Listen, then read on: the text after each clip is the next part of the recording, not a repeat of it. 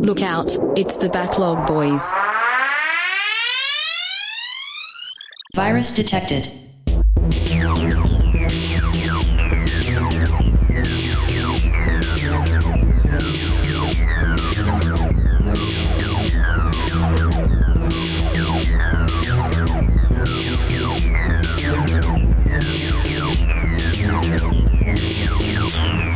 Download complete. Hold on, I'm getting to the doc. Okay, fuck. I have I didn't so know many. if I was doing the intro. I was like, fuck, No, am I no. supposed to do the intro? No, I have so many tabs open right now. I can't close them either. All right. It's the Backlog boys. Hello. This is episode 6 of us going through our backlogs one game at a time. And this episode, we're going through Colt's backlog and we're playing the game, or we played the game Scorn. Scorn.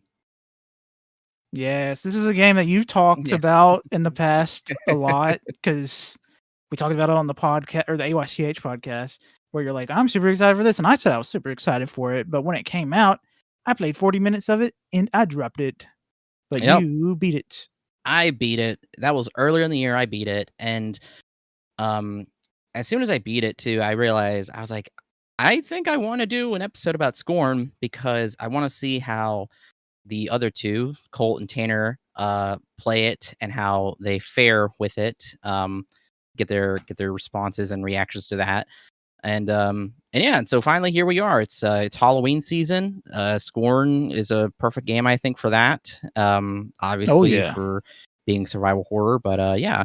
Now, if you're wondering where's Tanner, if you go back and listen to our recent AYCH episode that came out this past Monday, we kind of go into that a little bit. But to explain here, since this is a different show, Tanner is going through. Sorry, I said going really weird. Is going through some personal issues right now. And that's, for him to talk about and discuss. We won't, talk for him or anything, but he's going through that. So who knows when he'll be back, but it's just going to be me and Colt on here for probably a while. Yeah, and we're also telling you this because we're going to be referring to when we played it. And when we played it, Tanner played it with us. Yeah, Tanner was there, but now we don't have him for this episode, so yeah. But yeah, we're getting to Scorny. Let's get scorned up. yeah, scorn, the feeling or belief that someone or something is worthless or despicable. Contempt. It's also a verb, to feel or express contempt or derision for. I scorn you. Yeah, exactly. I will go back to this at a later point because the title makes a lot of sense for what we're going to talk about in terms of story later. But yes, let's get into it. So the credits are: the developer is Ebb Software, publisher is Kepler Interactive, director is Lyubomir, I hope I said that right, Peklar. Producers are Mirko Bozavis, Fliorim Bejis, Lazar Masaros. Designers are Lyubomir Peklar and Dusan Santavas. Programmer is Milan Sekic. Artist is Philip Asovish. And then the composers are Otis Kutkut, also known as Atek, and Brian Williams, also known as Lesmord. That last one, is that just his fun online name? Like originally was like Mustlord. No. So the composers right here, these are both actual artists who their artist names are Atek and Lesmord. And that's what they went for as a long time. But then obviously they revealed their real names. And so to give them credits here, that's what they have them listed as. But they still go by their artist names or their aliases for their like solo stuff. Well, I say that Atek, I think, goes by Billin now. But Brian Williams will go by Lesmord for his solo stuff, I believe. That's a strange name. You're telling me, brother. All right. So, if you know anything about this game is most famous for being inspired by the works of visual artists H.R. Geiger and Jedslaw Beshinsky. I completely forgot to look up how to say his name. Beksinski. If I'm wrong, please correct me or tell me, because obviously I don't want to get pronounced stuff wrong. But Ebb Software is a Serbian game studio founded in 2013. The developers claim to have designed the game around the Martin Heidegger philosophy of being thrown into the world, and as such, very little context is given about the game's setting. They also explain that they want the unsettling environment to be a character in itself. The game director. Oh, I'm sorry. Just want to say, yeah, it's very much so that they don't tell you anything. Yeah. So Even when you beat the game, you don't know anything. Yeah, so I should mention too, there's only 2 cutscenes in this game. There's no dialogue. The cutscenes are literally the beginning and the ending. That's it. There's no cutscenes whatsoever. The game director wanted to study the space jockey from the film Alien, the pilot of the crash film on a spaceship on planet LV-426. The technology and the living tissue all looked as if it was part of one being. Everything within the game abides by the idea of solid materials impregnated with organic growths. Scorn's world aesthetic was also inspired by the work of Jaroslaw Beksinski on the in-universe alien planet. I'm talking about Scorn now. The engineers, homunculi, waged war against the 2 own split factions. One faction built cyborgs from bodies, while the other made militarized robotic exoskeletons. Yeah, I I totally got that. 100% Yeah, got yeah. that. No, of course you would. Of course you would get that. No, I know you did. The game was announced on November 12th, 2014, with a trailer showing pre-alpha footage, followed by a Kickstarter campaign in December 2014, which ended unsuccessfully. Despite this, the game remained in development with a planned 2-part release.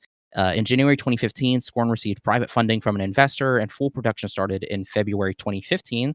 The game was planned to be released in 2 parts, with only the first part being announced as Design, I believe, a German word that means being there in vernacular German. And being in the world as part of Martin Heidegger's philosophy again. In August 2018, the production team announced that they would launch the game as a whole instead of in parts, although no concrete release date was announced at the time. Now, I say this. Oh, sorry. I was Go just ahead. saying, I was not aware that it was in the it was announced in 2014. That was almost Dude, 10 years ago. I know. I could have sworn I remember it being announced in like 2016 and 2017, but I thought that because that's when I saw it was 2016 or 2017. I Yeah. didn't realize Wasn't it how an long ago. E3 when we saw it? Oh my gosh. It I might know have we did been see it at an E3. I just don't we remember if that was when we first saw it. when around the time when I first saw it. I know I saw it on YouTube because it was getting a lot of hype because of its unique art style. The later again when we did see it, it was at an E3, but that's like probably 2020 or 2021, which Yeah. I'll explain here in a little bit.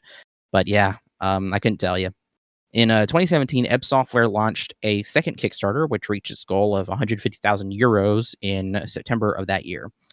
On May 7th, 2020, it was announced that the game would be published on PC and have timed console exclusivity on Xbox Series X and S, running in 4K and 60 FPS, and would not be released on the previous generation of consoles as the developer team did not want to spend development time on what would be a subpar version of the game. It also runs on Unreal Engine 4, I think. Actually, let me check that real quick. Give me a second. Whatever it is, it does visually look good. I will not lie. That is, well, it does look good. It's just disgusting. Yeah, Unreal Engine 4. Just to confirm that. Sorry, gotta find my place. Scorn was also released on Steam, Windows Store, and GOG. Microsoft even had a roadmap promise of when games would be released, and Scorn was on their schedule for a fall 2021 release. Did not happen. I have an image, obviously, of it here to confirm. You can go look that up. On November 9th, 2021, CEO and creative director Leo Bomir Peklar posted a Kickstarter update to address the game's delays and lack of communication, suggesting that unsatisfied backers request a refund. The post was criticized by the backers for its hostile tone, for which Peklar later apologized. And Scorn finally released on October 14th, 2022 for Microsoft Windows, I don't know why I put that. Windows, just Windows, and Xbox Series X and S on October 3rd of this year, 2023. Scorn was released for PS5. So it just came out on PlayStation 5. That's yeah, I mean, it's just a year exclusivity. It's not necessarily a game that was like, yeah, we got the one up on them. We got this game exclusive for 1 year. Yeah. Because the game, it's not that great, in my opinion. And speaking of not that great, here's some other things about it. We're gonna go into the reception. This is where the true meat comes from.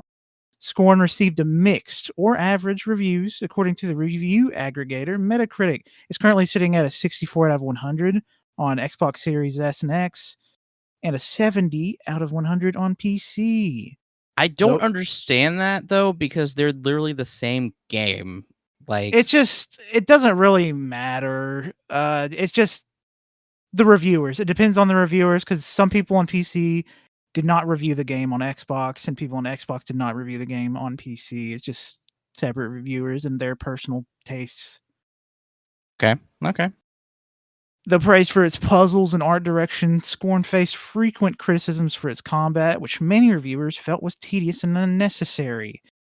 And I gotta agree, that combat was some of the worst combat I've ever experienced in a video game.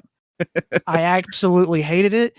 That little that little driver pulse pounder thing. So I'll go ahead and tell you that weapon is actually called the tool gun.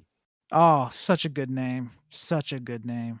The tool gun is garbage. It is frustrating to use. You die in like fucking 4 hits, and your health system is stupid.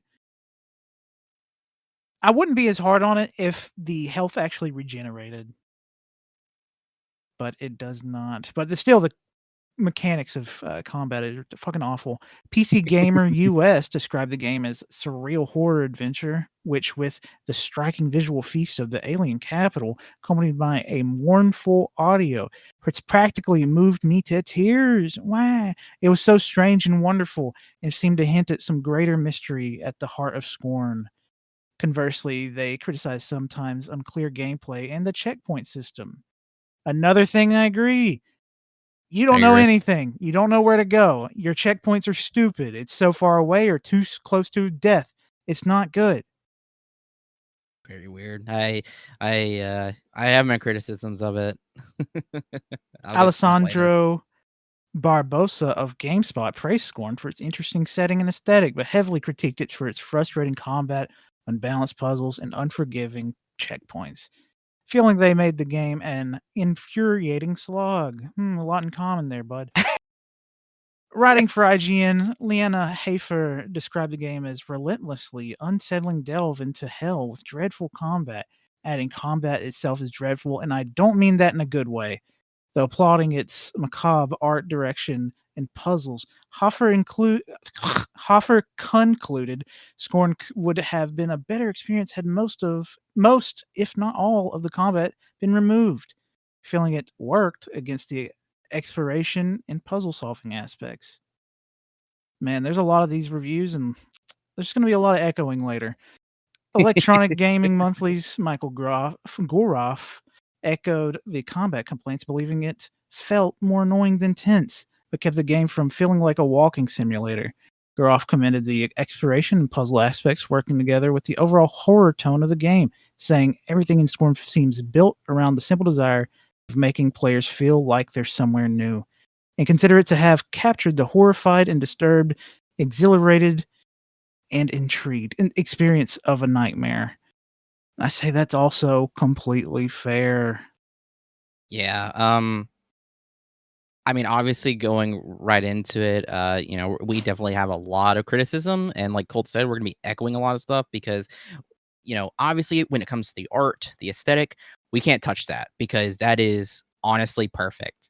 Yeah, that's It the whole reason I wanted to play That's this the game. whole basis of why we wanted to play it, why I was so fucking hyped for it.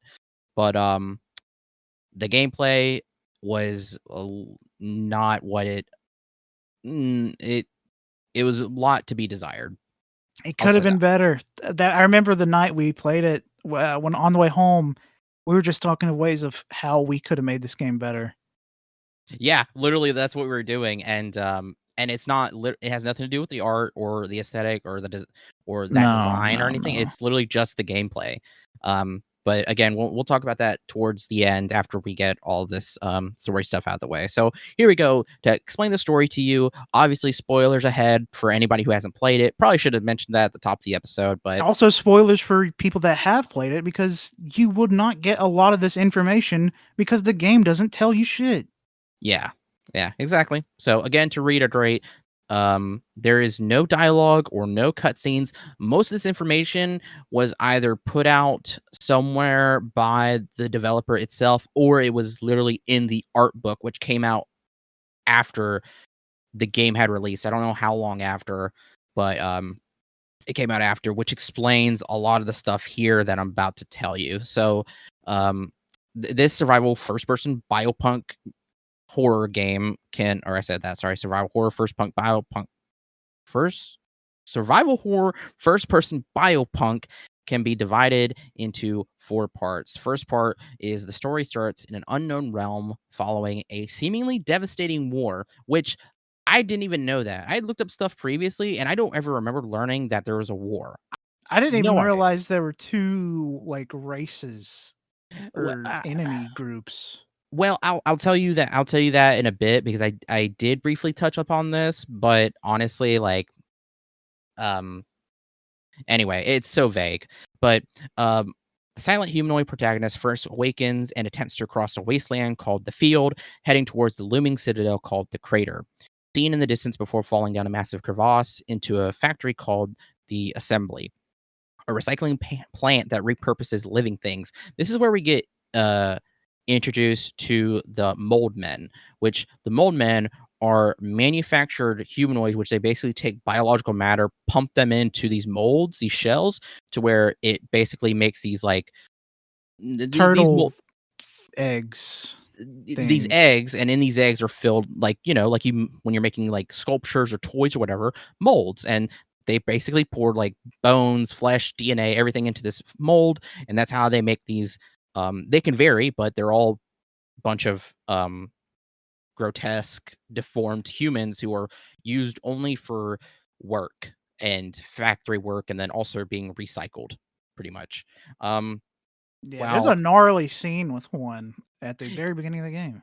Yeah, literally one of them we use. You have actually 2 options. There's 2 achievements for this too, which by the way, if you do play through it, you can get all the achievements. You can literally just finish the game and then go back to the first part and play it, and you'll get the second achievement depending on which choice you make.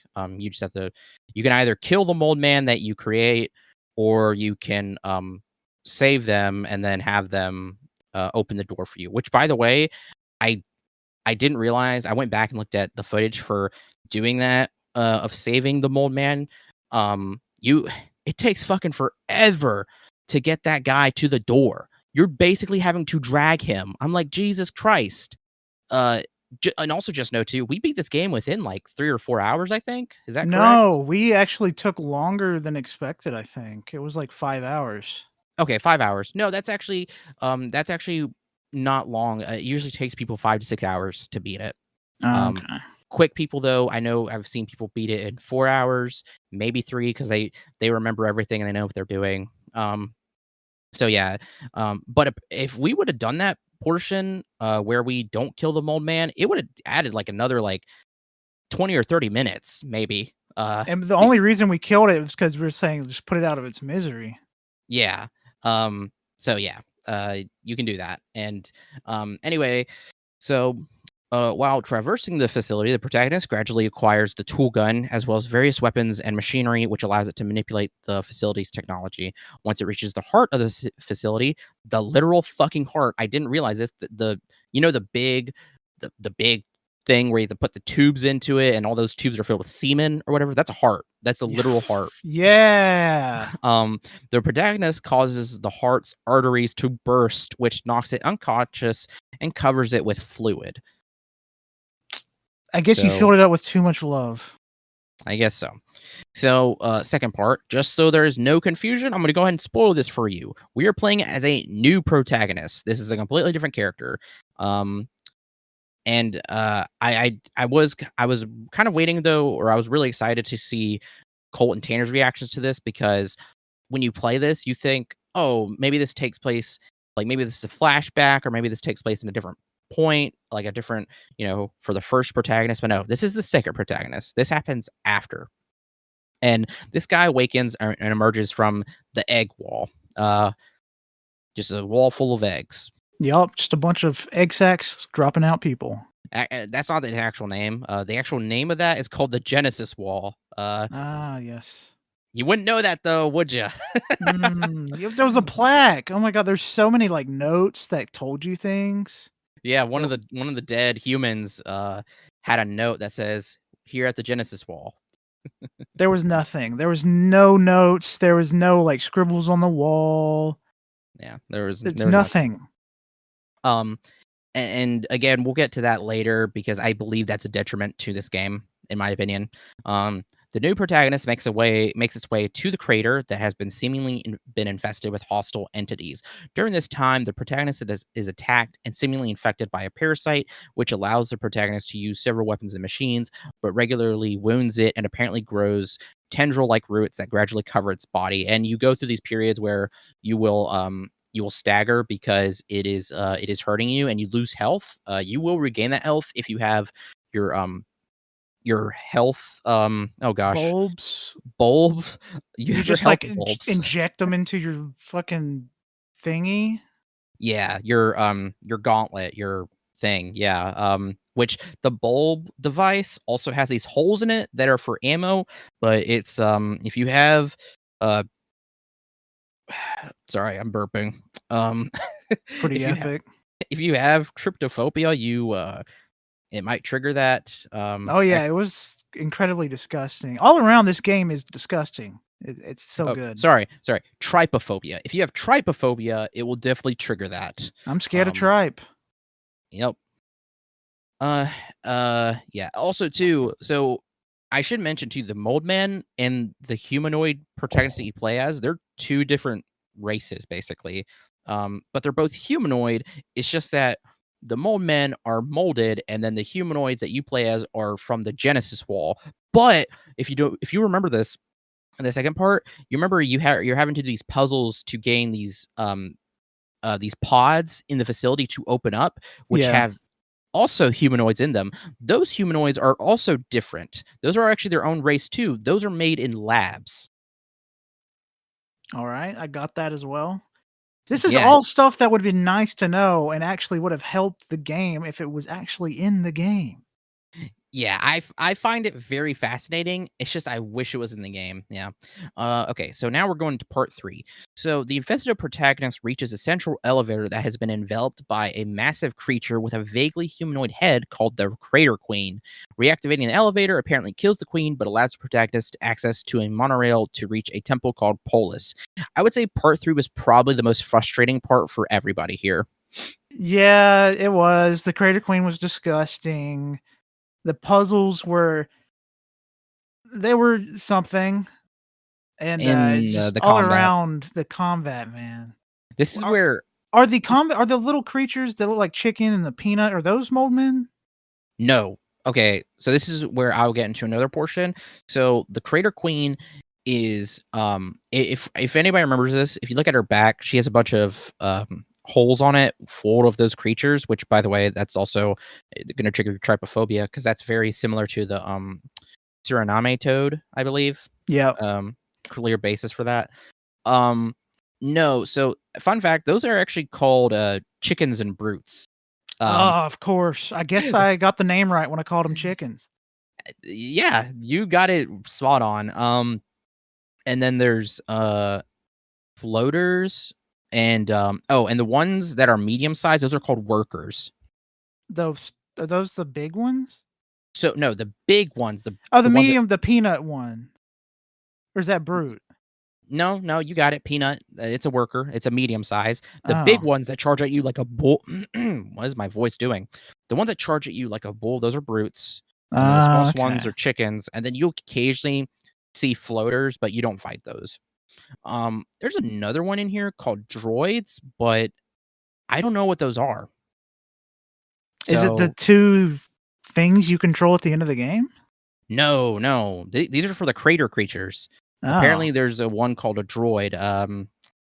I wish I had the art book because it's probably in there where you find that out. But so basically, what that crater queen is doing is, she's just trying. She is constantly um creating like biological matter and restructuring DNA and stuff. And part of that is that it had gotten out of control. So what she's doing is she's creating these creatures just out of pure like instinct and programming, and it's just creating these mutations, and it's just constantly creating them. And yeah, so those belong to the crater queen, but the crater queen is also her own being as far as we know. um and some people I thought this too. So if anybody has ever seen the creature from the game I Have No Mouth and I Must Scream, this thing literally looks like that. I do not know what you're talking about. I'll look it up if you get a chance. Alright. Sorry, something in my throat. um, wow. Hold on. What? Sorry, I had to drink something. Something. I don't know. Oh, Weird. yeah, it does. It looks like that. It also looks like the Shivering Truth mask. Oh The my mascot god, thing. it does kind of look like that. I forgot about that. So Yeah, I just watched a few Shivering Truth episodes because Adult Swim's doing like full like 24-hour Halloween streams with their spooky stuff. nice. That shit's crazy. I watched the one where the dude is like being like yelled at by a drill sergeant and they're like reading each other's minds. Fucking crazy. There's there's a lot of good stuff on there. I need to rewatch it, or I need to go watch it. So anyway, now we're going to part 4. While the protagonist is exploring the temple, this is Polis. The parasite nearly fully envelops it, forcing it to use a machine to remove the parasite. During this process, it is heavily implied that the parasite is actually the first protagonist who mutated when the assembly heart burst. So that's a big reveal. I know it was for Tanner and Colt because you would have never known that until that scene. But at the same time, you probably still wouldn't know it. But yeah, so when you first start the game up, you see the first protagonist in the opening screen where he's awakening, and that scene is him turning into the parasite. It's just so because he's lying on the ground and the way his like flesh is fused, he's like the design and his physiology match up, which I think is really fun for that at least. Yeah, I honest with you, I did not catch it until you said it. Yeah, like, and understandable. Yes, I was really interested how they would react to that. But just before it is removed, the parasite disembowels the protagonist, who staggers to another medical device that connects it to an apparent hive mind within the temple. Um, Controlling 2 androids called shells, the second protagonist attempts to.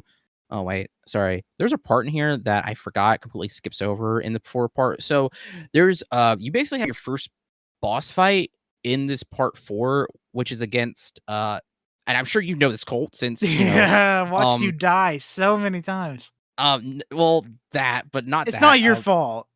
So so no, what I'm saying is, I bet you know the names of those babies. Can you give me the names of those babies real quick? Oh my, is it biblical or something? No, it's not. Oh, okay, so it's gonna be Dead Baby 1, Dead Baby 2? um, Or Dying Baby or Soldier of Death? so I should mention that I actually said the names of those babies in earlier, but you wouldn't know that. Nobody would fucking know that unless they read the art book. Those babies are called the homunculi. Yeah, makes sense. Just kinda. So the homunculi are basically the other race of creatures in this universe that waged war on one of the factions that occupy Polis. Um, and the homunculi, so what they do is they get put into these suits that then they become cyborgs. And that's basically your first fight, is you're fighting these babies, and then once you kill them, you take them, you put them in a juicer, and you get baby juice. Yeah, even. which is incredibly brutal and also kind of funny because the animation is different for each baby. So they said, you know Yeah, what, we don't want to like recycle the same old crap. So we're gonna crush this one differently. yeah. So instead of giving you some little bit story bits here, we're just gonna give you 3 unique animations for these babies dying. Yeah, just Um, getting crushed. yeah, and like that's not even a bit either. They literally become baby juice, which you use to um control these 2 androids called the shells. These are the 2 androids that you mentioned earlier. The shells are basically these pregnant robotic humanoids that if you look behind them, they have skeletons, but on the front of them, they have this opened up cyclops like face and a pregnant belly. Um, Yeah. so yeah. And then so the second protagonist attempts to carry its own body towards a swirling energy field, but gets attacked and infected by the parasite before it can reach the field, with the parasite now merged with the protagonist to form a mass of seemingly immovable flesh. Also should mention this is the part where you see the protagonist's penis as well. Yeah, it slurps out. Yep, it slurps out, and for some reason they have to put a device to suck you off. I don't know what that's for, but that's there. If you have to, we'll have to suffer through. You're not wrong because the device is literally chopping you up as you're Yeah. getting sucked off. So yeah. And yeah, that's the end of the game. Yeah, that went a lot quicker, mainly because there's not much story. There's not much It story it at just all. feels like the story was so secondhand, and the real experience was just the visuals, the artistic visuals. Yeah, so I guess we can go ahead and get into that, into our opinions and thoughts and to discuss this. I've said this a lot to Colt and Tanner, and that is that this game is like Colt said, the story is secondary to a more basically it's a walking or it's an interactive art exhibit. That's pretty much what it is. It's just it's there, it's to show this gorgeous art and to basically move around and interact with it. And that's also a detriment to the fact that it is a video game, if that makes sense. But They can be done right, but I'd like to be told that it's an art experience and not meant to be like a full story like thing. Because Radiohead, I brought this up before, they had their own art experience game based on the Kid A album, and you knew what you're getting yourself into, and it had some kind of a story flow to it, but that wasn't important. And you didn't have to use a shitty gun either, so that's nice. um, yeah. So yeah, exactly.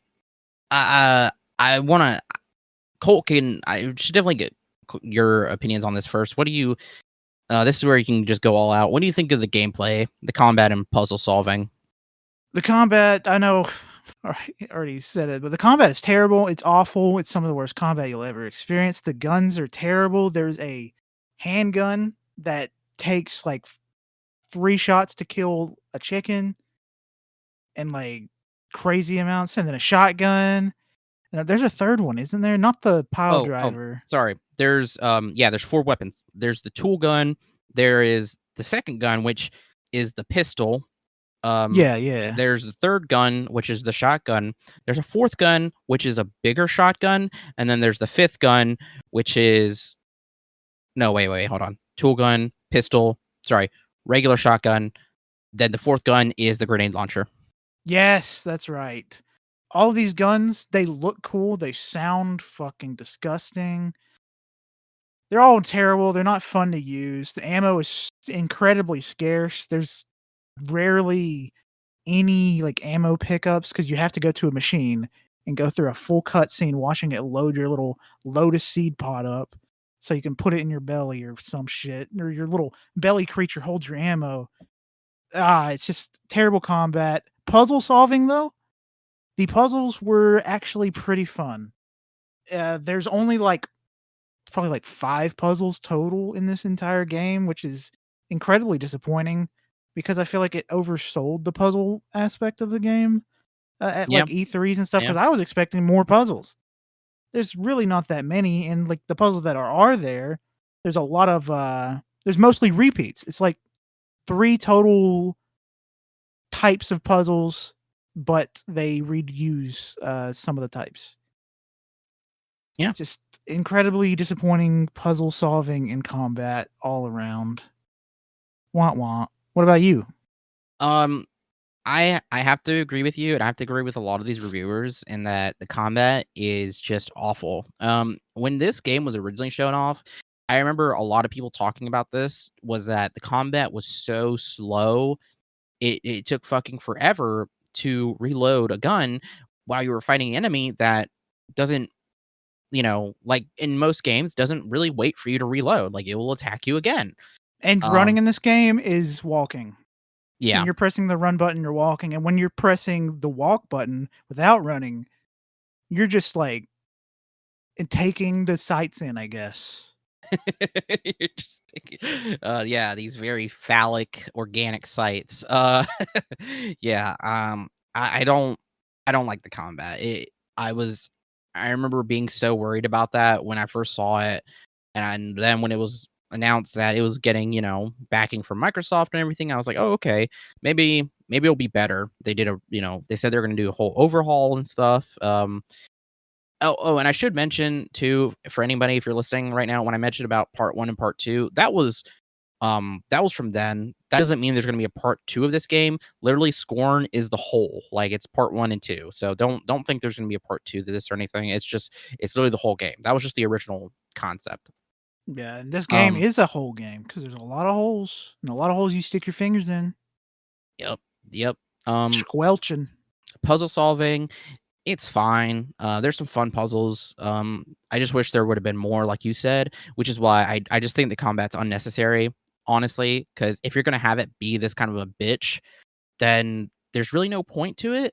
Yeah, I would Especially, rather the combat be removed so they can work on more puzzles.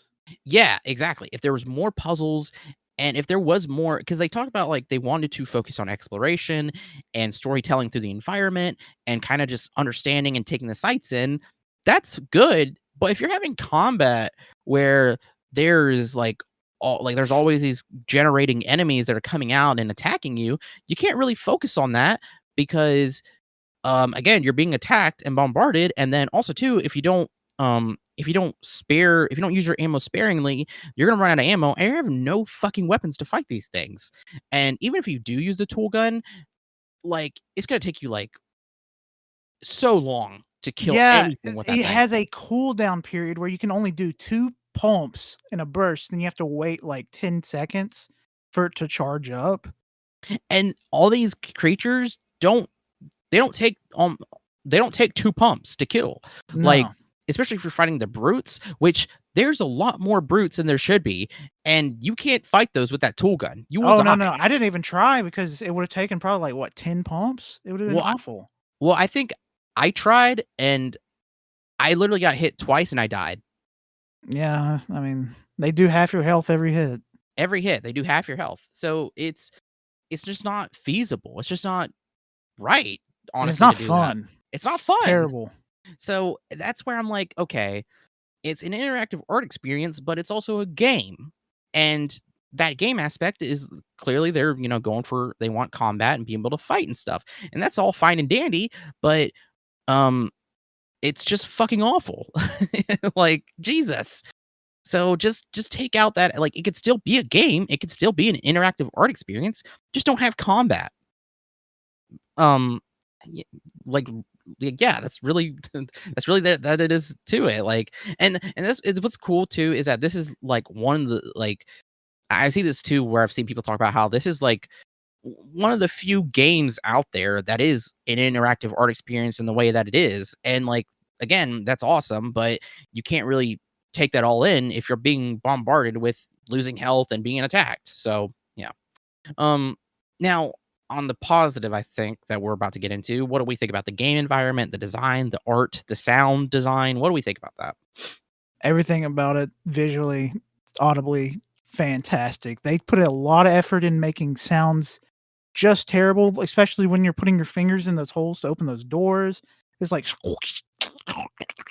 like that. And then like everything has like a pee-pee or a vagina on the walls, on the floors, the roofs, on the creatures.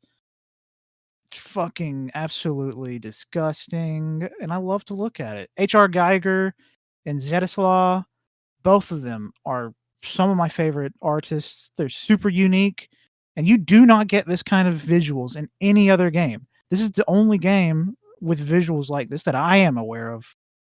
It's just it feels one of a kind to actually look at. But too bad it sucks to play it. Yeah.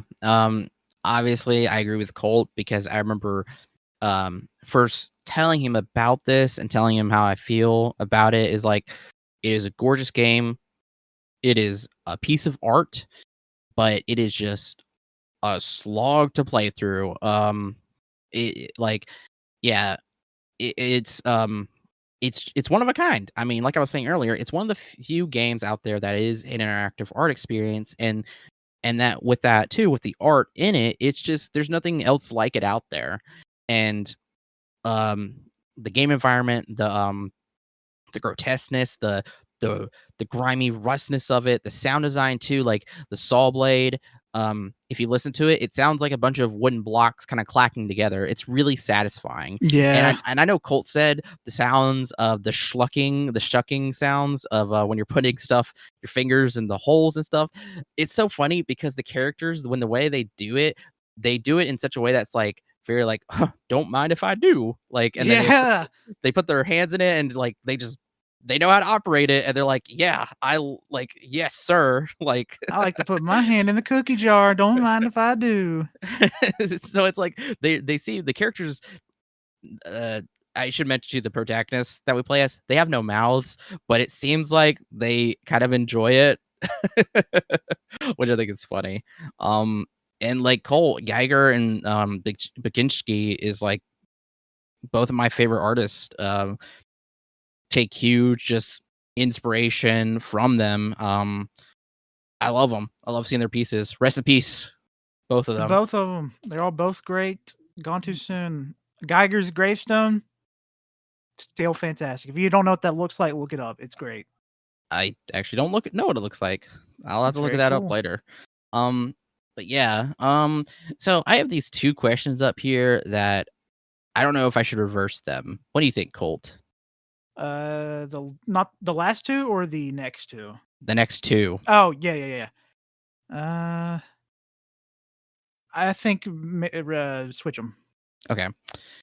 So, Colt, knowing how knowing your thoughts, and when we played through this, you were able to very much deliberate and philosophize on this game. What do you think it means? What is it all about to you? Is there some greater meaning to this? What is it? What is this game? Do you think? What is it trying to say? I guess it's like the futility of progress because you're being put down by the generations that came before you. Even when they're gone, they're not really gone. They're sticking their little penis thing into your belly, ripping you open, turning you into a tree monster? Question mark? I don't know. That was really good, Colt. Damn. I think that's actually a good way to look at it, because so with this game having no dialogue and no cutscenes whatsoever, um and it is a piece of art. It's very ambiguous, and they definitely they force you into coming up with your own interpretations, and that's a really good aspect of it. And so what uh a lot of people I've seen, including myself, have said, I've seen kind of the same thing here and there, so I'll try to take everything and abridge it basically. But oh, sorry, I think this is from the art book, but I forgot to mention this. The homunculi, by the way, um, a big reason why they're at war with whoever the denizens of Polis or whatever, is because um, how they are also created. That's why they're also called homunculi, but they're very different from humanoids. But they always start out with full, basically average intelligence, and that's why they're able to. That's why they still stay as babies, and why they're able to go right into operating cyborgs. Um, but something that the denizens would do is that when they would make the homunculi, can you guess what they would do with the homunculi once they made them? drink their fluids to get smarter. Wow. Like that one South Park bit. They're not Adrenochrome. they're not getting smarter, but you're right. They eat or they drink them because they taste good. Oh. They just Okay. they're a delicacy in Polis. Sure. That's what was so you probably could have guessed why the homunculi was trying to kill you and was angry at you. Not because you're from Polis, because you're from the Genesis Wall. It's just because they've been bred and discriminated against because they are literally just food products. They're just Slurpees. Nasty little Slurpees. So yeah, there's that. So one thing I will say about it, and I told Colt and I think maybe Tanner about this, is that one of the things that people can theorize about it is that there's like a class. Maybe there's something they're saying about class, because there's clearly a class divide, and that there's the Polis station. Sorry, just Polis. I keep saying station because I keep thinking of a metro. But Polis, where the imagery is much different than what we have at the factory or the assembly. There's a divide there, basically the upper class and the lower class or the working class. And yeah, the Polish place is visually my favorite to look at of the places you go to. I think it's everybody's favorite too, because it's very unique, and that's where you see, that's where you really see the Geiger stuff, kind of visualized, because it's just a bunch of oh gosh, what is it called? The type of artwork on reliefs. There's a bunch of reliefs on the wall. A lot of it is literally sex and birth. Oh yeah, a lot. A lot. That's literally what it is all about. And so there is that. There is possibly statements about society, being about, like Colt said, progression, about how because of those who came before, they have halted progress, and there's some idea that there might have been some kind of infertility that happened, which is why you don't see anybody anymore, because whoever was here at Polis, they were going through infertility issues. So because they couldn't reproduce, they tried to do the other option, which is basically to reach immortality or a higher plane, because there's a portal at the end that your protagonist is trying desperately to get to. And then we enter a big room where there's this huge just hive mind of like what looks like brain matter, where there's still a bunch of people in there. They're all just connected to it. And we see these huge reliefs of basically of ascension. And this is where also we get into an interesting thing where only people were able to find this out was through the art book and through free camming in the game. And so that big giant immovable mound of flesh that you become to, well, someone was able to free cam it and go and look behind it, and behind it there is still texture and designs. And one of the things that's on the back of it is it looks very similar to these this flying brain creature that's on the wall. And in this relief of this flying brain creature, there's also two shells next to it, like the shells that you control. And this is basically what's known as the ascended form of a humanoid, and something that they seemingly want to reach, but at the same time they have a device that removes the parasites, so that kind of part is iffy. But as far as it says in the art book, it says the transferal of that's weird. Sorry, transferal of consciousness from a humanoid body generates this proto creature, a kaleidoscopically colored brain-topped entity capable of inhabiting different shells. And it's maybe to say that the relief here is to bridge the gap between the two shells, and that it can at will change or I guess like inhabit the minds of both entities. So there is that. And there is a lot of, I guess you can say, maybe themes of birth, sex, and maybe even like a pessimistic or nihilistic view of life, of living, because that's kind of where what I said before earlier about the definition of scorn maybe is that it's basically scorning the living of living, because especially in this world where there's so much suffering, like you're having to inject a gauntlet into your arm use um to use in the assembly to further progress. You're so determined to reach this place while also suffering a great deal, and then in the end, you never reach it. You're stuck, and so there is kind of that maybe of like scorning life, scorning life and living, and how we are like trying so hard, so determined to get to this um outcome while also suffering and causing suffering, and yet we never really can reach it. And that's also another thing too. I don't know if that makes sense either, so sorry. That's kind of something I'm still trying to think about. And then also too, people say that last portion, I didn't even think about this, but somebody said that last portion is basically like birth in reverse. um because you're basically, you have baby juice and then you put it into two humanoids who are adults, and then you were carried by those two humanoids into this portal that looks like a giant vagina, a birth canal. Yeah. And people think that maybe that is a birth in reverse, and that you're not necessarily, that you could possibly not even be ascending. You could actually be basically going back to the point to where you're just dead, like you're just not existing anymore, rather than still being alive but just in a new universe, or going to a higher plane. It's like, no, it's like what you're doing is you're reaching basically just non-existence. So I thought that was interesting there. And again, a lot of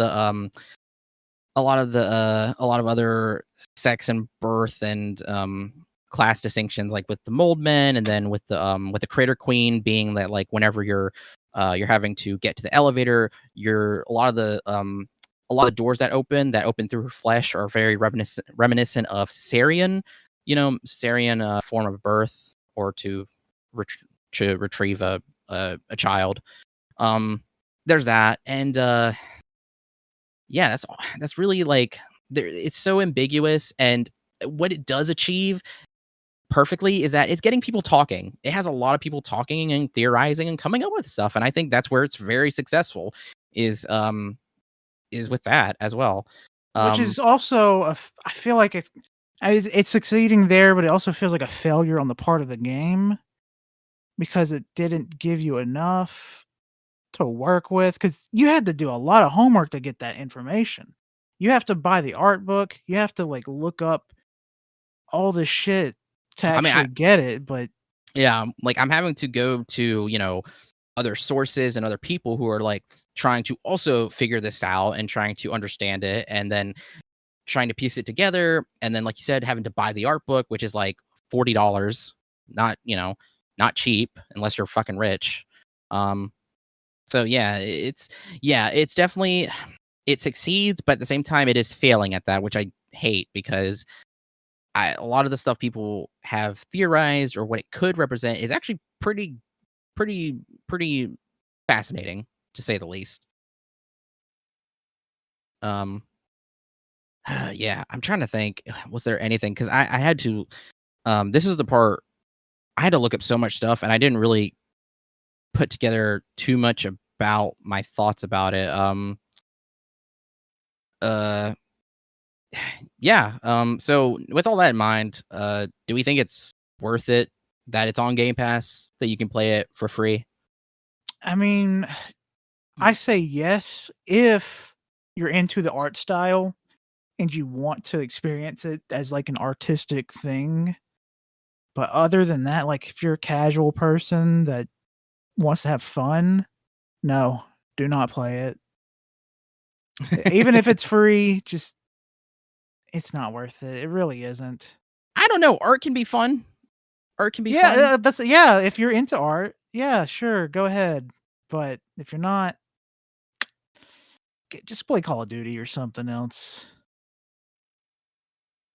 Okay, fair enough. In my opinion, because it is an art experience, I definitely think everybody should at least try it once, at the very least. So I think because it's on Game Pass and it is free, I think you should try it out. You're not having to pay any money besides Game Pass. Definitely see how you feel about it. If you can't make it past the first hour, then at least you can say you tried. And then you could just obviously watch a video, or hell, you can buy the art book if you want to. If you want to spend actual money. Did we cover how like the game doesn't give you any direction? I can't remember because Oh, it doesn't tell you what to do at all, I- and you have to do a ton of walking around. If you don't know what the fuck you're doing, if Wenzel wasn't there, and this was our first time playing this game without looking at a walkthrough, we would have took probably like 8 hours to beat this game. Yeah, I guess I should mention that. I completely forgot. Yeah, there's nothing telling you about where to go, and I think that's what hurts. That's what also hurts it, and why, while it is an interactive art experience, again, wow, I've said that a lot. Because it's a lot of walking, and now there are sections where um there is stuff there, but it's just nothing. There's nothing there. So You can um interact with this machine, but so you're thinking, okay, this is what I do. No, you have to do something else with a different machine before you can interact with this machine. You can and interact with it for some reason, though. and there's a lot of open spaces and a lot of just a lot of walls, like with obviously plentiful like design on it and stuff, but it really serves no purpose. um so like I don't understand why there's all this open space with really, like, you can't really explore any of it, like Yeah. it's just like, okay, if it's gonna be this way, then there should be more like aspects to it that kind of incentivizes exploration and discovering, because while it says like, oh yeah, we want you to explore and really feel for this world, like, sure, you can do that, but there's nothing really there. So like there's no incentivizing, because there's nothing. You're not incentivizing anything, because you can literally just sit there and just look at the biggest example is there's this area where you're coming from the Genesis wall, and while there's a bunch of fleshy stuff on the ground, and there's like a horizon, but that horizon is obscured with clouds, and there's just fleshy stuff on the ground, and that's kind of it. And it's like, okay, moving on, because it serves no really greater purpose, because if you look at the whole of the what you're seeing, you see all these fleshy, you know, organics kind of moving to one spot, and that's obviously the whole of it. It represents where it's coming from and where it's going to. But there's just a lot of this space that you can go into, but you can't move further than that. I don't know. I mean, maybe that's just game design, maybe I'm just over explaining game design, but it's just kind of annoying. Um and also should mention something else too, is that another fun theory is that um because the protagonist is silent, has no mouth, some people think that might be kind of a statement on censorship of art, and being that like um how in a society like this with very kind of uh dogmatic, maybe, or maybe dogmatic, where it's like following this kind of line of like, production, and then lab, and then science, using just to, you know going from creating humanoid workers, again, production, to serving the upper class, and just kind of this um day to day of just work, work, work, and achieving to get to this seemingly impossible place for the lower class, and no really ends to the suffering. It's just kind of like there's no free thinking, or no there's just very stagnant and restricted thinking, and no progress, basically, and just kind of like restrictions on that, causing the crumbling of society, which, like Colt said earlier about what he said about society in this game, and how it never could progress or go any further. It's kind of like that, because there's nobody to speak up or think freely, and that's kind of a statement on that, especially in our own society as well. um I just thought that was an interesting take somebody had. Never would have guessed that. I also liked the part where they showed the scene from the Joker. where he shoots John De Niro. John De Niro. Who's John De Niro? Who is that? No idea. Is that Robert De Niro's son? Yeah, I guess so. Yeah. So, um, Is that all? Like, you have anything else you'd like to say? see, I'm trying to. There's like, there's so much to say, and at the same time, it's just like, I wouldn't mind people to kind of obviously come to their own conclusions, or these are things other people are saying. So, like, it's just kind of, I'm just mirroring that, and I think I've said what I needed to say Yeah. about it. Um, what's our final rating? Final rating, honestly, I think it's gone down since we played it. Just because of the frustrating, like, points of trying to do too much research, thinking about the actual gameplay, the story, just all around this game was incredibly disappointing, because I was so excited for it. Like we said earlier, you and me were super excited for it, and then the final product is this. My final score, this might offend some people. Might even offend you, I don't know. 5.5. Oh, out of 10? Yes. No, it's 5.5 out of 5. Colt loved it. Yes, it's fantastic. I'd wanna play it again. Uh, honestly, I thought you were gonna go lower. So Oh, I think no, I'm not I that disrespectful. To be lower, the game would have to be, like, non-functional. yeah. Okay. I mean, that's respectable. Um, I told Colt that when we played it, my score went down. But honestly, after doing this research and after seeing what people say about it, I'm like, okay, it actually went back up. Um, so my score for it is a 7 out of 10. So we both vary heavily on this. Very much do. So let's see. Did you let all the influence of the outside touch you? From the Um, point, because, like, a lot of this game, a lot of the stuff we talked about is not in this game. well, that's It's well. I all, mean, like, hypotheticals. Well, I mean, that's the thing though, that it is art, and art is going to be, subjective. And because of the fact that it is subjective and that is causing discussion and people to talk about it and come up with their own kind of conclusions, that's where I think it succeeds really well, and why I'm kind of bumping up my score, because I'm like, okay, it does that, and I think it is at least achieving that, and I think that's great. At the very least, and obviously some people are saying some stuff I don't agree with, and then some people are saying stuff I'm like, yeah, I can see that, because again, like Colt said, these are just, and I've said, these are just theories, these are hypotheticals. We don't have anything concrete. Everything I told you from the story stuff, that is concrete, that is fact, that is what you see. So but the fact that it gets people talking at the very least and coming up with these really fascinating um points of discussion, I think is just wonderful, and why those wouldn't be possible without the game. So I think that's where it deserves at least a point for that. A point, an added 0.5. Now with our scores averaged out is a 6.25 out of 10. Which is, around what average, score would be, like, on Metacritic, with a 64 out of 100 and a 70 out of 100 on PC. Yeah. I think we said IGN gave it a 7 out of 10 as well. I mean, yeah, we're hitting the average basically. Um, yeah. Um, any more thoughts or anything? Uh, for your future game, please, the people behind this game, try to make it fun, and also put the story in the game. That's just all notes. That's all the notes I have. All right.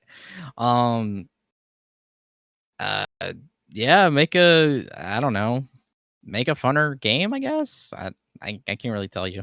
Just make a good game. How about that? Sure. But anyway, thank you for listening through this. And you're welcome. We played it, so you wouldn't have to. Now, if you want to play it, obviously play it. Um, if this episode comes out and you have your own thoughts, tell us what you think. Did you love it? Did you hate it? We'd I think like it to was kind know. of hot in a weird way. Okay, there's that. So you can follow Backlog Boys on Twitter at Backlog Boys with a Z pod. We are now on the main feed for AYCH. We're not on the AYCH Extra anymore.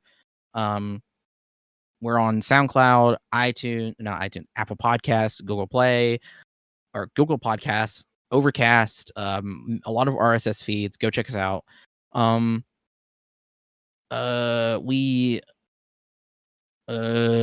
AYCH main channel, go follow that at AYCH, or God damn it, I've done these plugs now so many times. AYCH podcast. AYCH podcast. Okay, sorry, we have so many different varying stuff. I don't know why well, I know why it confuses me. But anyway, yeah, we're on Twitter, AYCH podcast. That is on, again, same thing as mentioned before, SoundCloud, Spotify, Apple Podcasts, Google Play. Go check us out. We also have on our YouTube VODs of the times we have played games on there, including recently Tanner's Tuesdays with Tanner's. So go check us out on YouTube, All You Can Hear. We are on Twitch as well, All You Can Hear as well. Whenever we do stream, that's where we'll do it, and we'll do it on the All You Can Hear channel. You can go follow or check out the AYCH extra stuff as well. That stuff is going to be That's up our there. home. It's always that's our original home. That's Original where home, yeah. all the old Backlog episodes are. Yeah. If we find a way to get Backlog Boys in this feed, we will update you, but we don't know right now. Yeah. So any stuff like that will be up on the Twitter, obviously. And I think that's it for Backlog Boy plugs. Am I right? Yeah. Also go follow AYCH on Instagram, All You Can Hear as well on there. Yeah. And that's it for those plugs. I am Wenzel. Thank you for listening again. I really appreciate it. I've been what the fuck was I gonna say? Okay. I've been here. I've been doing here. stuff. I've been here. You can follow me on Twitter at WinzyWilkie. Follow my art Instagram, World of Winsy. You can follow my threads, World of Winsy. You can follow me on Blue Sky, World of Winsy. You can follow my Bookstagram, Wenzel Banters. Go check out episode 0 of my podcast, Wenzel's Essentials. That's on Spotify and it's on Apple Podcasts, and it will be on our other RSS feeds besides SoundCloud. I'm not being hosted on SoundCloud, so that's why it's just not going to be there. Yeah, I do plan to do the rest of those episodes the episodes I initially mentioned for Wenzel's Essentials if you did listen to episode 0, but those will just come out when they come out. I don't have any planned schedule at the moment just because I've been busy with work and just too tired. So, but I still plan to do those. And yeah, I have a link tree for links for everything. I have a Goodreads and Letterboxd, so go check that out. Thank you. My name's Colt. Follow me on Twitter at ColtD00 and follow me on Blue Sky at ColtD99. Just remembered I should update my Blue Sky profile picture to the new goose photo that I updated on Twitter. All right. And that's it. Yeah. Video games are good, and sometimes video games are frustrating. Yep. But hey, the backlog, we can strike out 1 for the backlog. Yep. And while we do that, 4 more are about to be added to it with whatever the hell comes out in this month. Thank you, video games, for never giving me a break. Yeah. Do we want to say which one we're doing next? Oh yeah, we should. We're gonna be doing Resident Evil 2, not that one, remake. Yep. So we're gonna be doing the last updated version of Resident Evil 2. Very excited. And Very excited for that. We'll get into it at the end of the month. That game was actually fun to play through. Yes, very fun. I love that game. Yeah. All right. Well, see ya. Bye-bye.